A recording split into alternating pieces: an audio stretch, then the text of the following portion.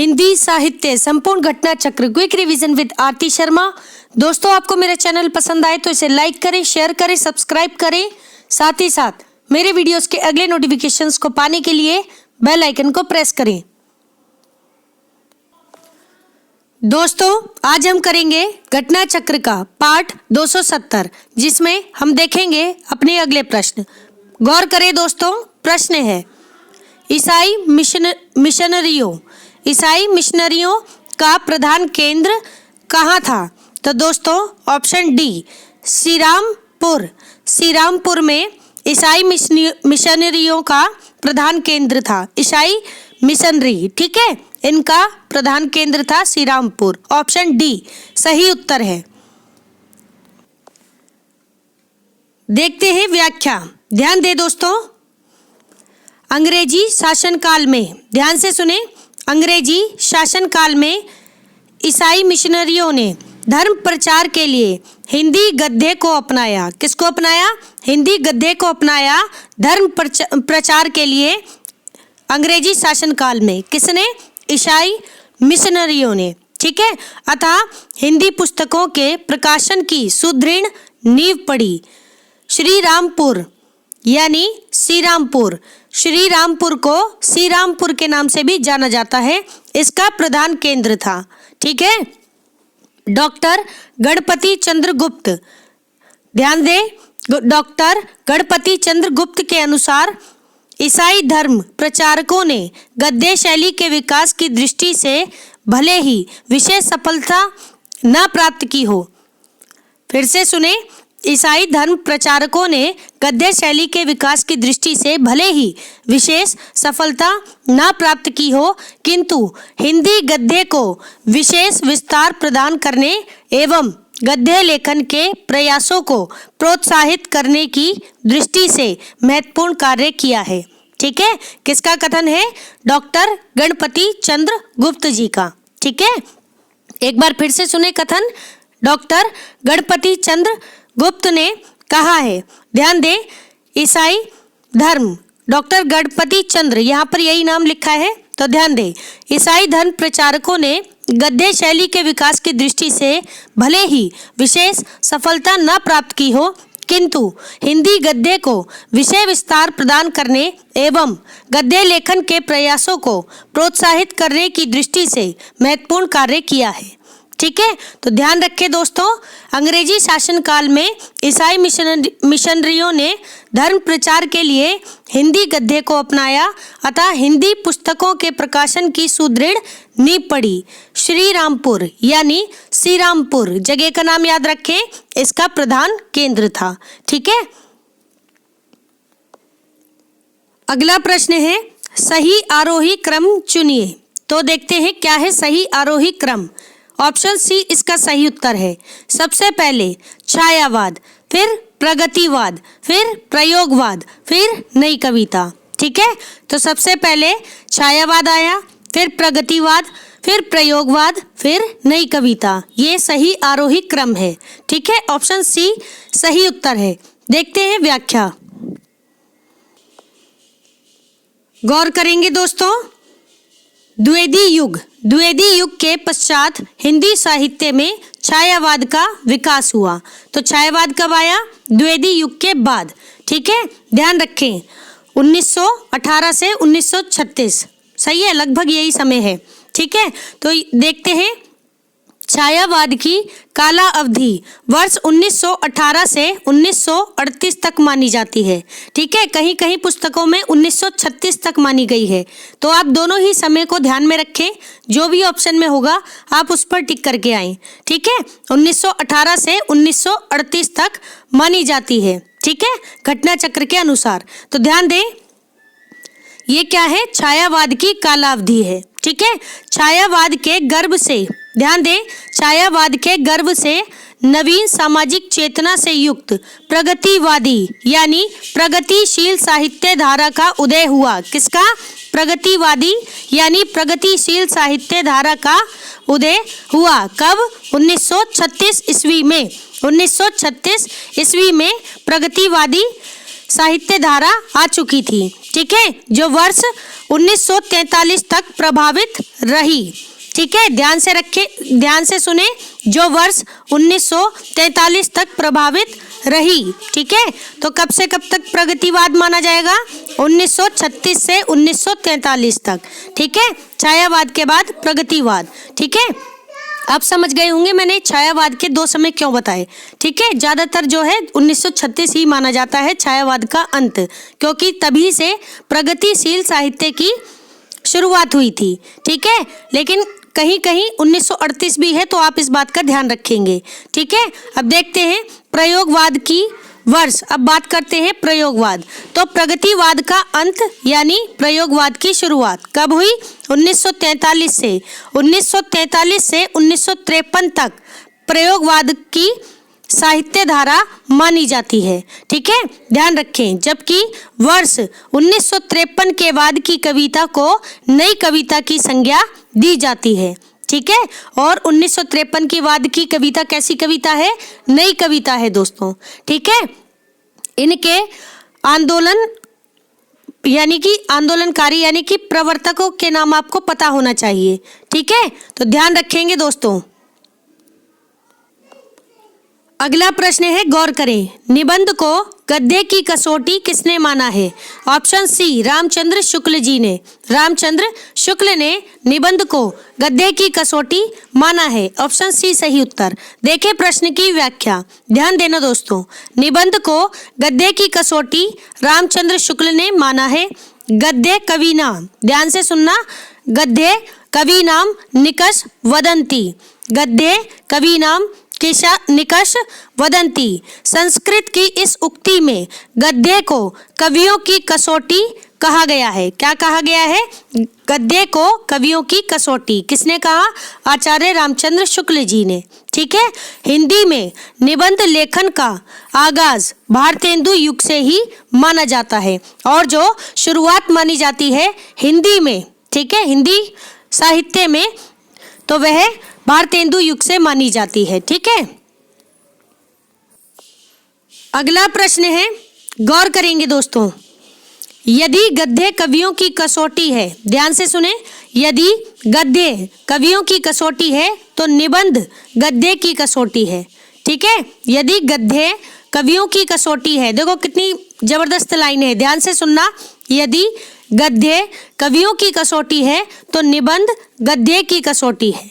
ठीक है, यह कथन किसका है? ऑप्शन ए, रामचंद्र शुक्ल जी का कथन है। ऑप्शन ए सही उत्तर है। ठीक है, रामचंद्र शुक्ल, याद रखें दोस्तों।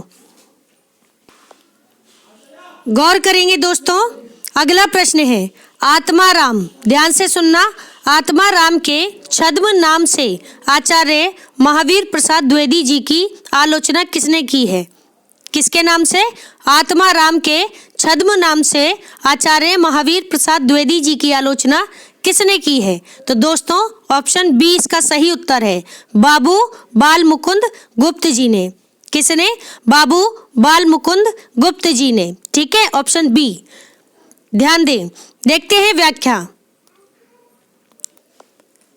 गौर करेंगे दोस्तों व्याख्या पर। आचार्य महावीर प्रसाद द्विवेदी जी ने जब सरस्वती यानी सरस्वती भाग 6 संख्या 11 के प्रसिद्ध भाषा और व्याकरण शीर्षक लेख में अनस्थिरता शब्द का प्रयोग किया, तब बाबू बाल मुकुंद गुप्त जी ने आत्माराम के छद्म नाम से आचार्य महावीर प्रसाद द्विवेदी जी की आलोचना करते हुए लेखमाला निकाली, जिसमें चुहलबाजी का पुट पूरा था।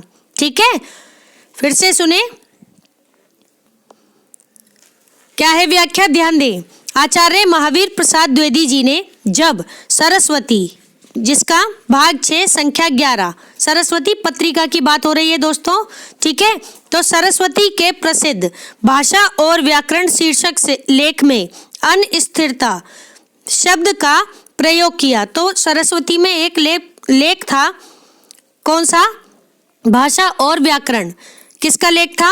आचार्य महावीर प्रसाद द्विवेदी जी का। इस लेख में जब आचार्य महावीर प्रसाद द्विवेदी जी ने अनस्थिरता शब्द का इस्तेमाल किया, तब बाबू बाल मुकुंद गुप्त जी ने उन आत्माराम के छद्म नाम से आचार्य महावीर प्रसाद द्विवेदी जी की आलोचना की और आलोचना करते हुए लेखमाला निकाली जिसमें चुहेलबाजी का पुट पूरा था। ठीक है, ध्यान रखें। देखते हैं अगला प्रश्न। अगला प्रश्न है मुद्रा राक्षस। मुद्रा राक्षस द्वारा प्रणीत तिलचट्टा नाटक में तिलचट्टा किसका प्रतीक है? फिर से सुने प्रश्न। मुद्रा राक्षस द्वारा प्रणीत तिलचट्टा नाटक में, तिलचट्टा क्या है? एक नाटक है जिसमें तिलचट्टा किसका प्रतीक है? तो ऑप्शन ए यौन कुंठाओं का प्रतीक है तिलचट्टा। यौन कुंठाओं का प्रतीक है तिलचट्टा। ऑप्शन ए सही उत्तर है। ठीक है, ध्यान रखें। देखते हैं प्रश्न की व्याख्या। गौर करेंगे दोस्तों, ध्यान देना जरा। मुद्रा राक्षस द्वारा प्रणीत नाटक तिलचट्टा में तिलचट्टा यौवन कुंठाओं का प्रतीक है। ठीक है, इनके प्रसिद्ध नाटक हैं किसके? मुद्रा राक्षस जी के। ध्यान देना, योर्स फेथफुली, योर्स फेथफुली अंग्रेजी के शब्द हैं ये। ठीक है, जिस नाम से इनका नाटक है योर्स फेथफुली। फिर है मरजीवा। मरजीवा किसका नाटक है? मुद्रा राक्षस जी का। फिर है तेंदुआ। तेंदुआ भी मुद्रा राक्षस जी का नाटक है। फिर है प्रथम स्तुति। फिर है आला अफसर। आला अफसर 1979 में 1979 में आया हुआ नाटक है आला अफसर। किसका नाटक है? मुद्रा राक्षस जी का। फिर है गुफाएं। कौन सा? गुफाएं। ये कब आया? ये भी 1979 में आया हुआ नाटक है गुफाएं। मुद्रा राक्षस जी का नाटक है। फिर है संतोला। संतोला कब आया? ये आया 1980 में। ठीक है, संतोला नाटक। ठीक है, तो ध्यान रखें मुद्रा राक्षस जी के नाटक कौन कौन से हैं, गौर करें। एक है तिलचट्टा, फिर योर्स फेथफुली, फिर मरजीवा, फिर तेंदुआ, फिर प्रथम स्तुति, फिर आला अफसर, फिर गुफाएं, फिर संतोला। ठीक है, ध्यान दें, आला अफसर से ही, आला अफसर नाटक से, जो कि 1979 में आया हुआ नाटक है, इस नाटक से मुद्रा राक्षस जी को ख्याति प्राप्त हुई। इस दृष्टि से यह नाटक बहुत महत्वपूर्ण है, आला अफसर। ठीक है, तो इनका तिलचट्टा नाटक भी याद रखें, आला अफसर भी याद रखें। ठीक है, ध्यान रखें। देखते हैं अन्य महत्वपूर्ण तथ्य, गौर करना दोस्तों जरा। अन्य महत्वपूर्ण तथ्य, ध्यान दे दोस्तों अन्य महत्वपूर्ण तथ्यों पर। मुद्रा राक्षस जी, मुद्रा राक्षस, इनका मूल नाम सुभाष चंद्र था। क्या था? सुभाष चंद्र। ठीक है, इनका जन्म 21 जून 1933 को लखनऊ में हुआ था। कहाँ हुआ था? 21 जून 1933 को लखनऊ में, और मृत्यु 13 जून 2016 को हुई थी। ठीक है, 13 जून 2016 को, अभी कुछ ज़्यादा समय नहीं बीता है। ठीक है, ध्यान रखें। अगला बिंदु है, ये हिंदी के मशहूर उपन्यासकार, नाट्य लेखक तथा आलोचक थे। ठीक है, हिंदी के मशहूर उपन्यासकार, नाट्य लेखक तथा आलोचक थे। कौन? मुद्रा राक्षस जी यानी सुभाष चंद्र जी। ठीक है, अगला बिंदु है, इन्होंने अनुवार्ता पत्रिका, अनुवार्ता क्या है?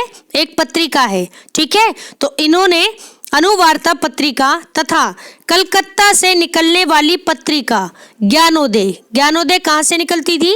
कलकत्ता से निकलने वाली पत्रिका थी। ठीक है, इन दोनों पत्रिकाओं का संपादन भी किया, अनुवार्ता पत्रिका और ज्ञानोदय पत्रिका, इनका संपादन किया किसने? मुद्रा राक्षस जी ने।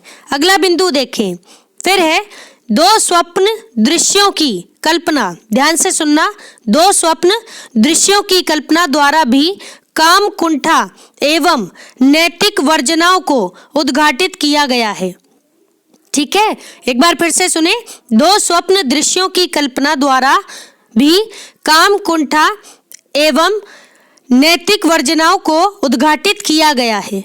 ठीक है, ध्यान रखें दोस्तों। अगला बिंदु देखते हैं, गौर करेंगे दोस्तों। योर्स फेथफुली, योर्स फेथफुली नाटक में अधिकारी वर्ग की क्रूरता और स्वार्थपरता को उजागर किया गया है। ठीक है, मुद्रा राक्षस जी का नाटक है योर्स फेथफुली, जिसमें अधिकारी वर्ग की क्रूरता और स्वार्थपरता को उजागर किया गया है। फिर है मुद्रा राक्षस जी का अगला नाटक मरजीवा। मरजीवा नाटक में वर्तमान समाज की पूरी विसंगति और उसमें जीने के लिए अभिशप्त मनुष्य की नियति को मूर्त किया गया है। ठीक है, एक बार फिर से सुने। मरजीवा नाटक में वर्तमान समाज की पूरी विसंगति और उसमें जीने के लिए अभिशप्त मनुष्य की नियति को मूर्त किया गया है। ठीक है, इस नाटक में पुलिस की मक्कारी, किसकी? पुलिस की मक्कारी, नेताओं का प्रपंच, मंत्रियों की स्वार्थपरता, नक्सलवादियों की ध्वंसकारी राजनीति और समाजव्यापी संत्रास, नैराश्य, द्वंद्व, कुंठा एवं हिंसा को दृश्यांकित किया गया है। ठीक है, मरजीवा नाटक में पुलिस की मक्कारी, नेताओं का प्रपंच, मंत्रियों की स्वार्थपरता, नक्सलवादियों की ध्वंसकारी राजनीति तथा समाजव्यापी संत्रास, नैराश्य, द्वंद्व, कुंठा एवं हिंसा को दृश्यांकित किया गया है। ठीक है, देखते हैं अगला बिंदु।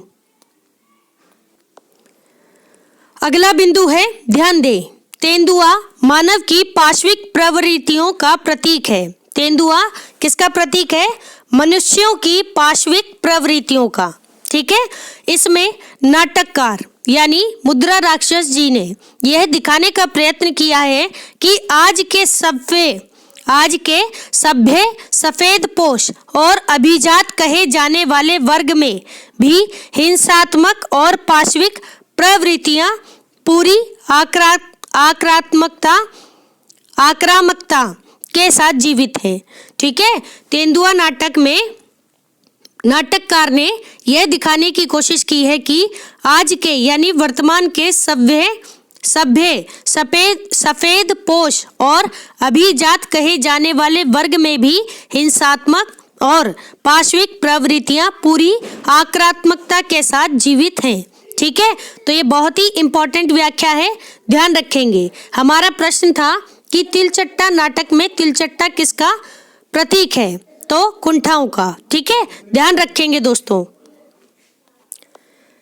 देखते हैं उसी प्रश्न की अगली व्याख्या यानी अगला बिंदु। ध्यान दे, नाटक आला अफसर, और ये आला अफसर नाटक जिसके कारण मुद्रा राक्षस जी को क्या प्राप्त हुई?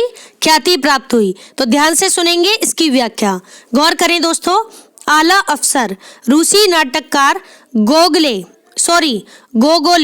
गोगोले के नाटक इंस्पेक्टर जनरल, एक रूसी नाटककार हैं जिनका नाम है गोगोले। ठीक है, इनका नाटक है इंस्पेक्टर जनरल। इसका हिंदी रूपांतरण है क्या? आला अफसर। ठीक है, इसमें नौकरशाही के क्रूर कुटिल रूप, ध्यान से सुने, इसमें नौकरशाही के क्रूर कुटिल रूप नेताओं से उनकी साठगांठ पर चोट की गई है। ठीक है, आला अफसर नाटक में नौकरशाही के क्रूर कुटिल रूप और नेताओं से उनकी साठगांठ पर चोट की गई है। नाटक नौटंकी शैली में लिखा गया है। किसमें? ये नाटक आला अफसर नाटक नौटंकी शैली में लिखा गया नाटक है। ये इंपॉर्टेंट बात है, ध्यान रखेंगे। अगला बिंदु है, गौर करें दोस्तों, गुफाएं नाटक में मानव की आदिम प्रवृत्तियों यानी क्रूरता, भय, हिंसा, यौनावेग, जंगलीपन की स्थिति का बोध कराया गया है। ठीक है, एक बार फिर से सुनेंगे। गुफाएं नाटक में मानव की आदिम प्रवृत्तियों यानी क्रूरता, भय, हिंसा, यौनावेग, जंगलीपन की स्थिति का बोध कराया गया है। ठीक है, ध्यान रखेंगे दोस्तों। अगला बिंदु है संतोला नाटक में नाटककार ने वर्तमान जीवन स्थितियों के भीतर से, संतोला नाटक में मुद्रा राक्षस जी ने वर्तमान जीवन स्थितियों के भीतर से ही नए बेहतर समाज रचना की संभावना की खोज का प्रयत्न किया है। ठीक है, संतोला में नाटककार ने वर्तमान जीवन स्थितियों के भीतर से ही नए बेहतर समाज रचना की संभावना की खोज का प्रयत्न किया है। ठीक है, ध्यान रखेंगे दोस्तों, ये बहुत ही इंपॉर्टेंट व्याख्या रही है। ठीक है,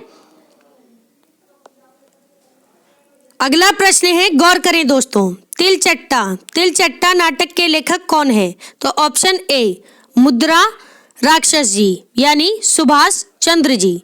ठीक है, ध्यान रखेंगे, मुद्रा राक्षस का नाटक है तिलचट्टा। ठीक है, और आला अफसर, ये दो नाटक याद रखें इनके।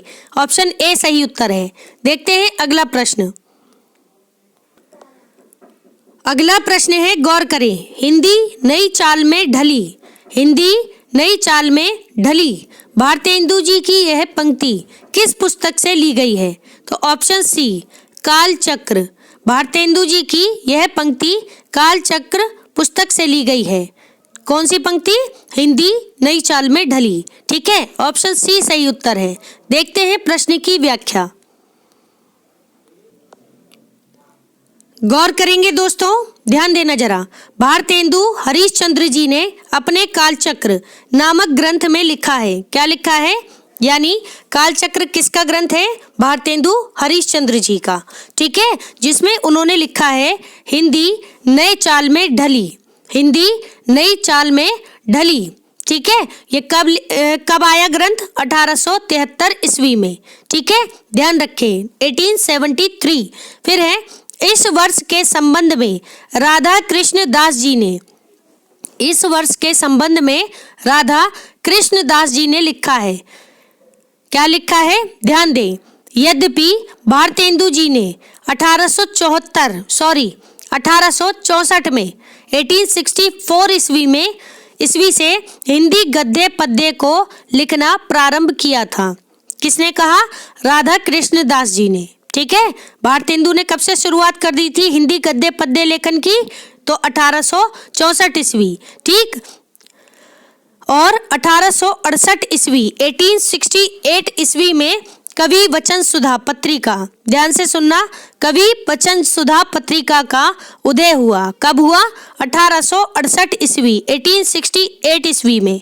ठीक है, परंतु इसे स्वयं भारतेंदु जी हिंदी के उदय का समय नहीं मानते, लेकिन स्वयं भारतेंदु जी ने इसे हिंदी के उदय का समय नहीं माना है। वह मैगजीन पत्रिका के उदय यानी 1873 ईस्वी से ही हिंदी का पुनर्जन्म मानते हैं। भारतेंदु कब से मानते हैं हिंदी का पुनर्जन्म? तो ध्यान रहे, मैगजीन पत्रिका के उदय के साथ, यानी 1873 ईस्वी से। ठीक है, ध्यान रखेंगे दोस्तों। अगला प्रश्न है, ध्यान दें। राम वृक्ष बेनीपुरी जी द्वारा लिखित गेहूं और गुलाब में गुलाब किसका प्रतीक है? बहुत ही अच्छा प्रश्न है दोस्तों, ध्यान देना जरा। राम वृक्ष बेनीपुरी जी ने गेहूं और गुलाब नाम से, ठीक है, रचना की है। इसमें पूछा जा रहा है कि गुलाब किसका प्रतीक है? तो ऑप्शन बी कला और संस्कृति का प्रतीक है गुलाब। ठीक है, ऑप्शन बी सही उत्तर है। देखते हैं प्रश्न की व्याख्या। गौर करेंगे दोस्तों व्याख्या पर, ध्यान दे जरा। राम वृक्ष बेनीपुरी द्वारा लिखित गेहूं और गुलाब में गेहूं को आर्थिक और राजनीतिक प्रगति का प्रतीक माना है। ठीक है, तो गेहूं किसका प्रतीक है? आर्थिक और राजनीतिक प्रगति का। ठीक है, वहीं गुलाब किसका प्रतीक है? तो गुलाब को सांस्कृतिक प्रगति का प्रतीक माना है। ठीक है, राम वृक्ष बेनीपुरी जी ने। ठीक, इसमें लेखक ने यह प्रतिपादित किया है कि राजनीतिक और आर्थिक प्रगति सदा एकांगी रहेगी। राजनीतिक और आर्थिक प्रगति सदा एकांगी रहेगी और उसे पूर्ण बनाने के लिए सांस्कृतिक प्रगति की आवश्यकता होगी। ठीक है, और उसे पूर्ण बनाने के लिए सांस्कृतिक प्रगति की आवश्यकता होगी। ठीक है, मानव संस्कृति के विकास के लिए साहित्यकारों, देखते हैं क्या है आगे व्याख्या। मानव संस्कृति के विकास के लिए साहित्यकारों एवं कलाकारों की भूमिका गुलाब की भूमिका है। किसकी? गुलाब की भूमिका है और अपना इसका महत्व है, और इसका अपना महत्व है। भावपूर्ण शैली में लिखित यह प्रतीकात्मक निबंध, कैसा निबंध है? प्रतीकात्मक निबंध है, जिसकी शैली कैसी है? भावपूर्ण है। ठीक है, तो यह अत्यंत प्रभावपूर्ण निबंध है और आकर्षक है। ठीक, अतः स्पष्ट है कि यहाँ गुलाब कला और संस्कृति का प्रतीक है। ठीक है, गुलाब किसका प्रतीक है? कला और संस्कृति का प्रतीक है। ध्यान रखेंगे दोस्तों। अगला प्रश्न है, गौर करें। हिंदी काव्य में कौन मांसलवाद के प्रवर्तक माने जाते हैं? तो हिंदी काव्य में मांसलवाद के प्रवर्तक माने जाते हैं। ऑप्शन ए रामेश्वर शुक्ल अंचल। रामेश्वर शुक्ल अंचल जी हिंदी काव्य में मांसलवाद के प्रवर्तक माने जाते हैं। ऑप्शन ए सही उत्तर है। देखते हैं प्रश्न की व्याख्या। गौर करेंगे दोस्तों, हिंदी काव्य में रामेश्वर शुक्ल अंचल मांसलवाद के प्रवर्तक माने जाते हैं। इनकी रचनाओं में मांसल प्रणय की आवेशमयी अभिव्यक्ति मिलती है, इसलिए इनकी कविताओं में कोमल भावों की अनुभूति भी आवेशमयी और औजपूर्ण है। ठीक है, क्या कह रहे हैं कि रामेश्वर शुक्ल अंचल की रचनाओं में मांसल प्रणय की आवेशमयी अभिव्यक्ति मिलती है, इसीलिए इनकी कविताओं में कोमल भावों की अनुभूति भी आवेशमयी और औजपूर्ण हो उठी है। ठीक है, अंचल के काव्य में, ठीक है, तो अंचल यानी रामेश्वर शुक्ल अंचल, इनके काव्य में छायावादी प्रणय के व्यापक, ध्यान से सुने, छायावादी प्रणय के व्यापक और उद्दांत रूप की कोई छाया नहीं दिखाई देती। वे प्रणय के उस छोर पर खड़े हैं जो शारीरिक और वासना से आक्रांत है। ठीक है, क्या कह रहे हैं? अंचल के काव्य में छायावादी प्रणय के व्यापक और उद्दांत रूप की कोई भी छाया दिखाई नहीं देती। वे प्रणय के उस छोर पर खड़े हैं जो शारीरिक और वासना से आक्रांत है। ठीक है, तो ध्यान रखें, रामेश्वर शुक्ल अंचल मांसलवाद के प्रवर्तक माने जाते हैं। ठीक है, तो महत्वपूर्ण व्याख्या है, ध्यान रखेंगे। अगला प्रश्न है, ध्यान दें। भक्ति काल में गृहस्थ जीवन का जैसा सुंदर चित्रण सूरदास में मिलता है, वैसा ही आधुनिक काल के किस कवि में यह मिलता है? एक बार फिर से सुने प्रश्न। भक्ति काल में गृहस्थ जीवन का जैसा सुंदर चित्रण सूरदास में मिलता है, वैसा ही आधुनिक काल के किस कवि में यह वर्णन मिलता है? ठीक है, या यह चित्रण मिलता है। ठीक है, तो ऑप्शन डी मैथिली शरण गुप्त जी। ठीक है, तो मैथिली शरण गुप्त आधुनिक काल के कवि हैं, जिनके काव्य में भक्ति काल में गृहस्थ जीवन के जैसा सुंदर चित्रण मिलता है, और किसके जैसा? सूरदास के जैसा चित्रण मिलता है। ठीक है, ध्यान रखें, एक बार फिर से सुन लें या सीधा चलते हैं अपनी व्याख्या पर। तो ऑप्शन डी सही उत्तर है। ठीक है, देखते हैं प्रश्न की व्याख्या।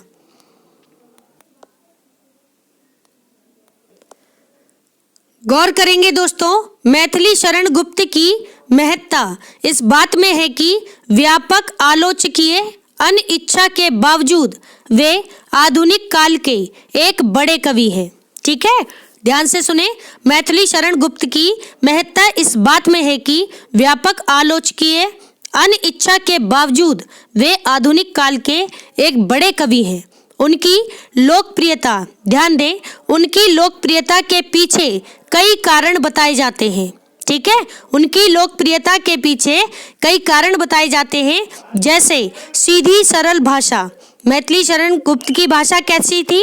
तो सीधी सरल भाषा थी। पौराणिक कथानकों का चुनाव किया था इन्होंने, पौराणिक कथानकों का चुनाव। फिर है गृहस्थ जीवन की महिमा का आख्यान किया था। ठीक है, गृहस्थ जीवन की महिमा का आख्यान। फिर है दोस्तों व्यापक हिंदू नैतिक मूल्यों का समर्थन, व्यापक हिंदू नैतिक मूल्यों का समर्थन किया था और राष्ट्रीय भावधारा की अभिव्यक्ति की थी, राष्ट्रीय भावधारा की अभिव्यक्ति की थी। ठीक है, तो मैथिली शरण गुप्त आधुनिक काल के एक बड़े कवि हैं। ठीक है, तो ध्यान रहे, ये बहुत ही महत्वपूर्ण व्याख्या है। ठीक है, तो दोस्तों हमारा आज का ये वीडियो यही समाप्त होता है। Thanks for watching. अगर आपको मेरे वीडियोस पसंद आ रहे हैं तो इन्हें लाइक करें, शेयर करें, मेरे चैनल को सब्सक्राइब करें। साथ ही साथ मेरे वीडियोस के अगले नोटिफिकेशंस को पाने के लिए बेल आइकन को प्रेस करें। धन्यवाद दोस्तों।